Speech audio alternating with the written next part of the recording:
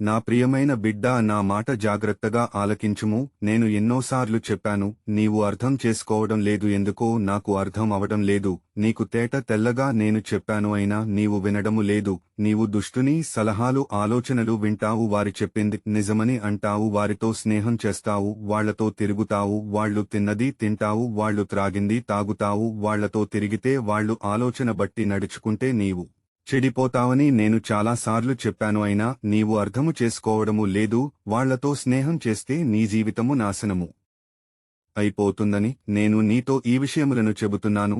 నీతో సహవాసము చేస్తూ నిన్ను మత్తు పానీయాలకు బానిసను చేస్తారు. అంటే డ్రగ్స్ త్రాగుడు, కైని, తంబాకు, గుడ్కా, చుట్ట, బీడీ, సిగరెట్ ఇంకా చెడు వ్యసనాలకు నిన్ను అలవాటు చేస్తారు.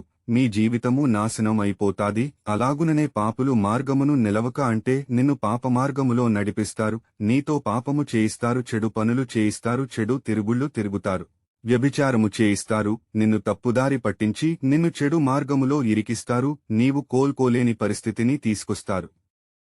నీవు వారి మాటలు నమ్మి మోసపోతావు. వాళ్ల దగ్గర కూర్చొని వాళ్ల మాటలు విని పాపములో నశించిపోతావు. అపహసకులు కూర్చున్న చోట కూర్చుంటే నీతో జూజము ఆడిస్తారు. పేకాట ఇంకా రకరకాల బెట్టింగ్లు, రకరకాల బెట్టింగు గేములు ఆడించి నీ సొమ్మును దోసుకుంటారు, వినాశనము చేస్తారు. పరిశుద్ధ గ్రంథములోని వాక్యమును చదువుము. కీర్తనల గ్రంథము 1వ అధ్యాయము 1వ వచనము నుండి 6వ వచనము వరకు.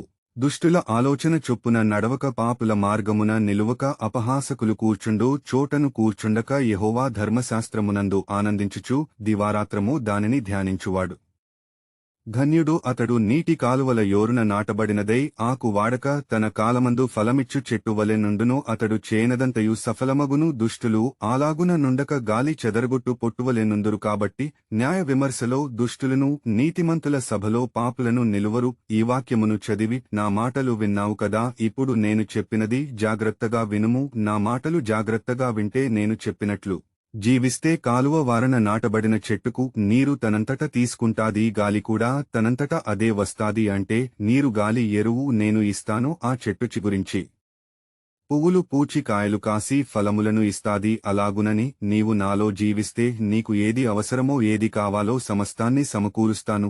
నీకు ఏది తక్కువ కాదు. నిన్ను 30దంతలుగా, 60దంతలుగా, 100ంతలుగా ఫలింపజేస్తాను. ఆకాశ వాకిండ్లు విప్పి పట్టజాలనంత విస్తారమైన ఆశీర్వాదములు నీకు ఇస్తాను. నీకంటే గొప్పవాడు ఎవడు ఉండడు. నా మాట నమ్మితే నీవు గ్రహింపలేని గొప్ప కార్యములు నీ జీవితములో నెరవేర్చబడతాయి. నేను నీ ప్రభువుడను, నీ దేవుడనైన యేసయ్యను మాట ఇస్తున్నాను. ఆమెన్.